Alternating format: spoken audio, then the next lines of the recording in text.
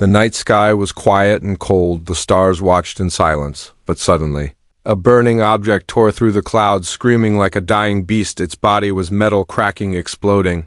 It fell into the forest near Blackridge Military Base. No one knew what it was, but the sensors picked it up instantly. An unknown craft, not human, not from Earth. Sergeant Ray Carter stood in the control room. Strong, tall face like stone, a soldier who had seen war and never smiled. The commander looked at him and gave the order, "Check the site alone." Ray nodded. He did not ask why. Ray took his rifle, his knife, and walked into the night. The forest was dark, leaves whispered like voices. His boots crushed the ground with calm steps, no fear, only focus. He followed the smoke, the heat, the strange sound of metal crying. Then he saw it, a ship, small, half-destroyed, alien in shape. Its door hung open. Sparks flew from the sides. Something had survived. He moved closer, eyes sharp, breath steady. Inside the wreck there was blood, blue blood, thick, almost glowing, and then he heard a voice. Soft, weak, afraid. "Please don't kill me, human. I'll warm your bed if I must." Ray froze. He raised his gun. There, lying against the metal wall, was a tall figure. Silver skin, black armor, cracked open eyes like blue fire. She looked like a warrior, but her face was broken with pain and fear. He did not speak. He only watched her. She tried to sit, but her body failed her. She was bleeding, breathing heavy still. She looked at him and whispered again, "Kill me if you want, but don't give me to them." Ray's finger twitched on the trigger. She was an alien, an enemy, a threat, but something in her voice, something in her eyes. It was not hatred, it was sorrow. It was truth. He lowered the gun just a little. "Who are you?" he asked, his voice like ice. She coughed, tried to smile, but failed. "Kalara from the Dominion fleet, but I'm not with them anymore." Ray did not believe her, not yet, but he looked at her wounds, at her broken armor. She was not here to fight. She was here to escape. He looked around. Sirens would come soon. Military would find her and shoot her, or worse, take her, study her, torture her. He had seen what they did to the last alien who came here. Kalara's eyes began to close. She was losing blood, losing life. Ray cursed it under his breath. Then he did something no one expected from him. He lifted her in his arms. She was heavy, her body made of alien metal and muscle, but she did not resist. She only whispered one last thing before she passed out. "They're coming for both of us." Ray looked at the sky, clouds moving fast. A strange shadow passed over the moon. He carried her through the trees, fast, silent, every branch cracked like warning, every sound felt like danger. When he reached the hidden door under the old cabin, he opened it with his personal code. No one else knew this place existed. It was his own bunker, built after the last war, for secrets, for silence. He laid her on the cold table, closed the door, locked it, and stood there looking at her. She was not like any alien he had seen. Not cruel, not violent, just tired and scared. Ray stared at her face, at the silver skin, now turning pale. He thought of the words she said, "Please don't kill me. I'll warm your bed if I must." He did not understand what she meant, but he knew one thing: she had given up, surrendered to him, and now she was his prisoner, or maybe he was hers, far above Earth in the dark space. Another ship moved, quiet, watching it, had found her trail. It was not coming to rescue her. It was coming to erase her, and anyone with her. Ray Carter did not know, but the moment he saved her, his life had changed. The war had begun. Asterisk smoke curled around the bunker like a quiet warning. The wind outside howled, but the inside remained still, dark, cold, silent. Ray Carter stood like a statue, watching the silver-skinned alien sleep on the metal table. Her chest rose and fell slowly, alive but not safe. He had cleaned her wounds, covered them with cloth. He did not know if that was the right way. She was not human. Her skin felt like soft metal. Her blood glowed faint blue under the lights. It smelled like burning wires. He kept his weapon near, but his eyes stayed on her, trying to understand what she was, why she surrendered, and why she said those strange words, not threatening, but almost begging, "Please don't kill me. I'll warm your bed if I must." She looked strong, trained, dangerous, yet broken. Afraid. The silence cracked when her eyes opened, blue, bright, piercing, like lasers, but filled with confusion. She looked around, sat up slowly, and stared at Ray. "You didn't kill me," she said, voice hoarse. Surprised, Ray didn't answer. He only stared back. She blinked once, then touched her side, found the bandages, looked at her own hands. Shaking, "You helped me," she whispered. "I thought humans were killers." Ray walked closer, kept his rifle pointed low. "What were you doing near our base?" he asked, calm, controlled. Kiala looked away. "I wasn't trying to fight," she said. "I was trying to run From what? She took a breath, long, slow, like it hurt my own people. Ray raised an eyebrow, but said nothing. She continued. My species believes in strength, conquest. They destroy, enslave, kill, but I couldn't do that anymore. I wanted to leave. So I took a ship and came here to Earth. Ray narrowed his eyes. And your plan was what? To crash land and get mercy from humans? Kalara smiled, but it was a sad smile. No, the crash wasn't planned. I was shot by my own fleet. I was supposed to die before I reached your planet. She looked down, voice low. I knew you wouldn't trust me. I thought maybe if I showed fear, you'd show mercy. That's why I said those words. The bed thing, not because I meant it, but because I was desperate. Ray didn't respond, not with words. He placed a small metal device on the table. What is this? She asked, translator. Ray said, works better than your weak vocal cords. Speak through this. It will link to your voice, so I know when you're lying. Kalara stared at the device, then picked it up, placed it on her neck. A soft sound echoed, then silence. Ray stepped back, sat on the edge of the room. Start talking, he said. Tell me something worth keeping you alive. She nodded. Her new voice echoed slightly. Mechanical but clear. The Dominion has already marked Earth. They think your species is violent. Too dangerous to control. They want to destroy your planet, not take it. Ray leaned forward. Why?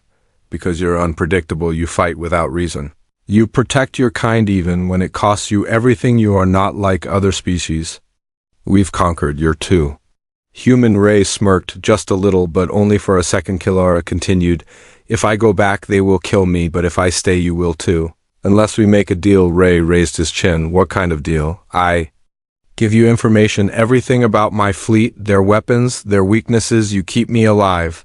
Ray crossed his arms. And what stops me from taking that info by force? Kalara looked directly into his eyes, calm, brave. You won't torture me. I've studied humans for years. You don't do that unless you have to, and you already helped me even when no one was watching. Ray stayed silent. But the corner of his jaw moved, thinking, measuring. She was right. Then she added one more thing. If you send me back, you'll be dead in days because they will know I spoke to you. They will come for you first. Ray stood, walked toward her. She didn't flinch, didn't move. She looked ready to die again, but he didn't raise the weapon. Instead, he unlocked a cabinet, pulled out a map, and placed it in front of her. Show me where they are. Kalara looked at the map, then back at Ray. You believe me? No, he said, but I believe war is coming, and I don't like losing. She smiled again, this time with strength, not sorrow. Suddenly a loud beep came from the corner of the room. A tracker, glowing red. Ray rushed over, looked at the signal, then at her. They found you, he said. Kalara stood slowly, eyes dark, voice steady. Then we don't have much time, asterisk. The red light blinked again, then faster. Like a heartbeat out of control. Ray stared at the tracker, a cold feeling rising in his chest. Kalara stood behind him, her eyes fixed on the screen. They are close, she said, her voice calm, but her fingers clenched tight. They have my signal. They will come with fire. They always do. Ray moved quickly, pressed 3 buttons on the wall. Metal panels shifted, weapons appeared, old gear, explosives, extra armor. This bunker was not just for hiding, it was built for fighting. He threw a vest toward Kalara. She caught it, looked at the size, then at him. This is human armor, she said. It won't protect me from them, Ray replied with a short nod. Then move fast and don't get hit. A loud sound shook the ceiling like thunder, but closer. He ran to the monitor. The camera feed showed trees bending, dust flying, and a tall shadow moving between the branches, fast, silent. Hungry. Kalara stepped beside him, her face turned pale. That's not a ship, that's a hunter drone. They sent it for me. It does not stop, it does not miss, and it does not feel pain. Ray checked his rifle, loaded the magazine, placed a knife in his boot. He looked at her. Then we kill it. Kalara laughed, once a dry, bitter sound. You think that is easy? It took down my entire squad in seconds. Another blast hit the roof. Dust rained down from the stone above. Ray grabbed a small black cube, pressed a button. Part of the floor opened. Underground tunnel, he said. Leads to the river. Go now. Kalara hesitated, looked at the ceiling, then back at Ray. You're not coming. Ray shook his head. I'll distract it. You run. But she stepped forward, took his arm, gripped it tightly. No, we fight together or we die alone. Before he could argue, the wall exploded inward. Metal twisted, fire burst, and through the smoke a shape emerged, tall steel body, no eyes, just red lights spinning, scanning the Hunter drone moved like a ghost, no footsteps, no warning, just death ray, fired the bullets, bounced off the drone, turned toward him, raised its arm. A blade slid out, long, sharp, cold. Kalara moved faster than before. She leapt, kicked the drone in the chest. It stumbled back just a second, but it was enough. Ray rolled behind cover, reloaded, tossed her a flash grenade. Use it now, he shouted. Kella caught it, pressed the switch, threw it toward the drone. The light exploded, white blinding the drone. Paused, shaking systems glitching. Gray didn't wait. He jumped forward, knife in hand, stabbed into the back of the machine. Sparks flew. The drone screamed. A horrible digital sound. It swung around, hit Ray in the chest. He flew across the room, crashing into a wall. Kalara roared, yes, roared like a wild creature. She tore open a panel on the drone's side, pulled out wires. Electricity surged through her arm. She didn't stop the drone. Twisted tried to cut her. Too late. She pulled one final wire. The machine dropped dead, smoke rising from its broken body. Silence returned. Heavy. Dark Ray stood slowly, coughing, ribs hurting. He looked at her. She stood over the wreck, breathing hard, skin glowing faint blue. You're stronger than you look, he said. Kalara turned, smiled slightly. So are you. He walked to the drone's remains, pulled out the core chip, still warm, still pulsing. They know we killed it. This chip sends signals back to the fleet. Kalara nodded. Then we have less time than I thought. Ray checked his watch. Less than 10 minutes before another one came, or something worse. Kalara sat on the floor, opened a small tool from her belt, attached it to the core. Numbers appeared in the air. Ray watched. What are you doing? Getting into their system? If I can send a false report, maybe we can buy time? Or send them somewhere else? Ray raised an eyebrow. You sure that works? No, she said. But I don't see another plan. The bunker lights flickered. Power was dying. Ray grabbed a backup generator, switched it on. I'll hold the line, he said. You do your alien hacking thing.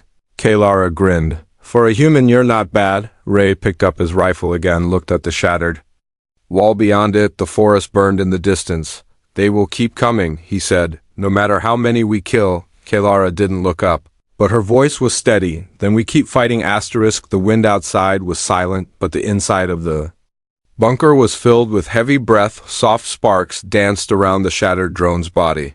Its eyes no longer glowed, but its core still pulsed like a dying heart. Kalara sat in the corner, eyes locked on the floating data in front of her fingers, moving like wind through invisible strings. Her face looked calm, but her skin was changing, shifting slowly, like light bending through water. Ray noticed it. At first it was small. Her silver skin lost its shine, turned pale, more human. He stepped closer.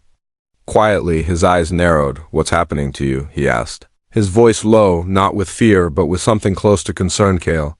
Era paused. Her hands stopped moving. The floating numbers faded. She didn't look at him. Not yet. You want the truth, she whispered. I will show you. She stood, walked to the broken mirror near the wall, touched her face. Her fingers glowed faint blue. Then she pressed 2 points behind her ear. Her skin rippled, her body shivered, and in seconds she looked different. Her long limbs still strong, but now softer. Her skin no longer silver, now light brown like a human's.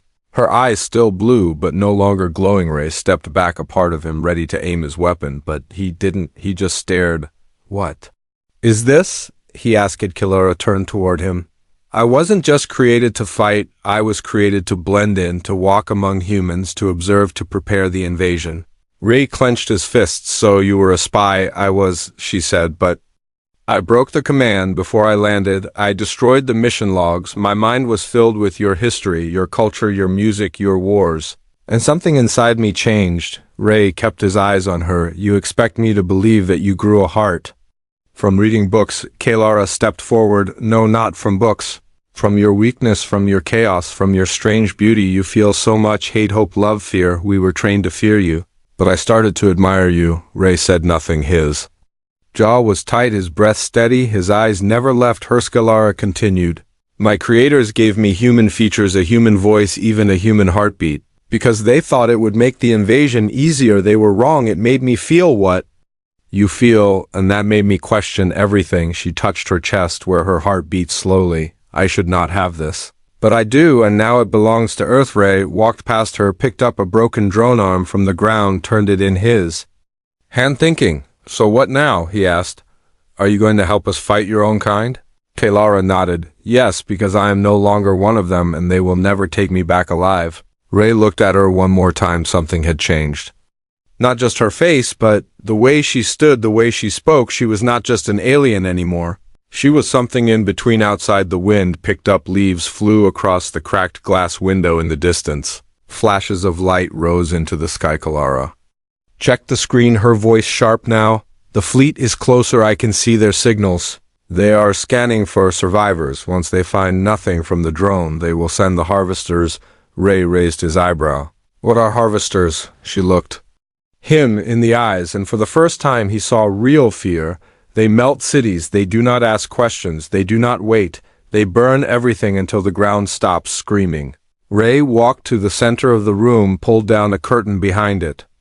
A whiteboard filled with sketches, coordinates, escape routes, hidden bunkers. He pointed at one marked X. In 3 hours we can reach this mountain base, deep enough to hide, strong enough to fight from. Kaylara moved beside him. You trust me now? Ray nodded once. You bleed like us, you hide like us, you fear like us. That is enough for now. She gave a small nod, then turned toward the drone, tore out another piece from its neck, a tiny chip still blinking.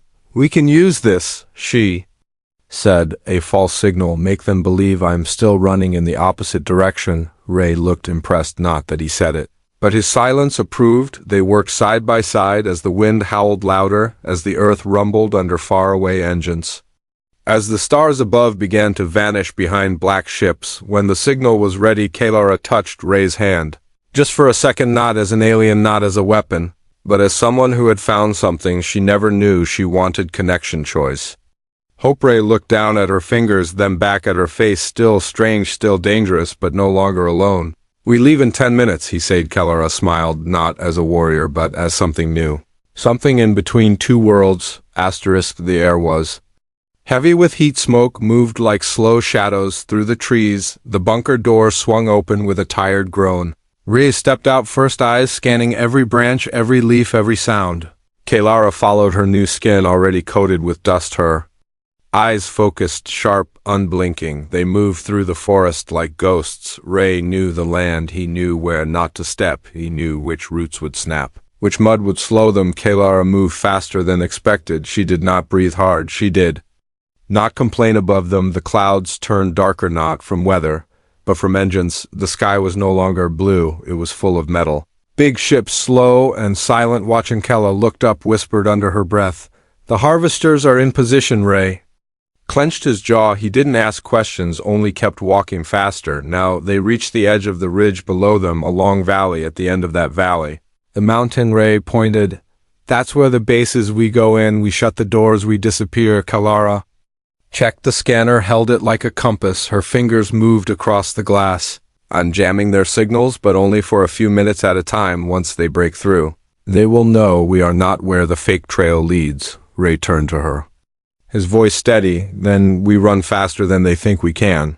They began to descend. The path was steep. Rocks shifted under their feet. Ray slipped once. Kaylara caught his arm. He pulled away quickly, nodded once, not a thank you, but not rejection either. As they reached the valley floor, a loud hum rose from behind. Ray turned, eyes wide. A scout craft, small, fast-armed, it dropped from the clouds, wings glowing, scanning beams cutting through. Kaylara pulled him into the brush. She tapped her wrist. A small cloak shimmered around them like heat over metal. The scout passed, slow, then faster, then gone. Ray looked at the device on her wrist. Why didn't you use that before? Kaylara whispered.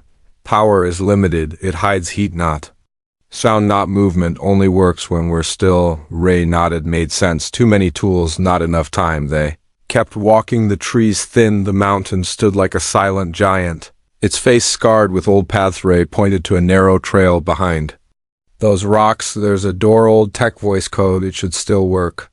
Kaylara looked ahead, eyes narrowing. No movement, but I feel something watching. Ray didn't stop. He moved faster, almost running now. The last slope rose like a wave. Hard, sharp, unforgiving. They reached the door, a flat piece of steel hidden behind vines.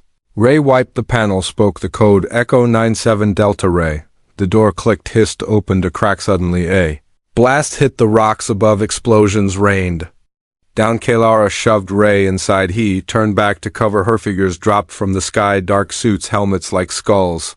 Guns humming with cold energy. Kalara raised her hand, a pulse of blue shot forward. One attacker fell, two more stepped in. Ray fired, precise, fast, years of training, muscle and instinct. One enemy down, then another. The door behind them opened wider. Kalara grabbed Ray's shoulder. Inside now, they ran through the gap. The door shut behind them, thick metal sealed with ancient pressure. Silence. Ray dropped to one knee, breathing hard. Kalara checked her arm, a burn mark, smoke rising, but no blood. She sat beside him, their backs against the cold wall. For a moment, neither spoke. Then Kalara opened her hand. Inside, a small chip, glowing faint green. Ray raised his eyebrow.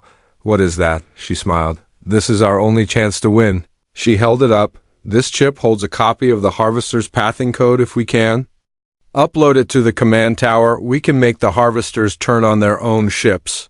Ray stared. You stole it from the drone. Kalara nodded. Yes, while you were fixing your gun. You didn't notice, but I had time. Ray gave a small laugh. Shook his head. Risky move? She looked serious. Everything is a risk now. But if we don't act, your planet burns. Ray walked to the center panel of the room, pressed the generator switch. Old lights flickered to life. The base woke slowly. Screens lit, doors clicked, a hum returned to the air. Like a sleeping beast waking from years of silence, Kalara followed, laid the chip on the central board. It has to be uploaded from this terminal, but once I do it, they will detect it. We will have less than 5 minutes before they trace the signal. Ray looked at the monitors, watched the satellite feed. Black dots filled the skies, now a swarm, a storm. The beginning of the end. He turned to Kalara. Then we better make those 5 minutes count. She placed her hand on the screen. The upload began. 1%.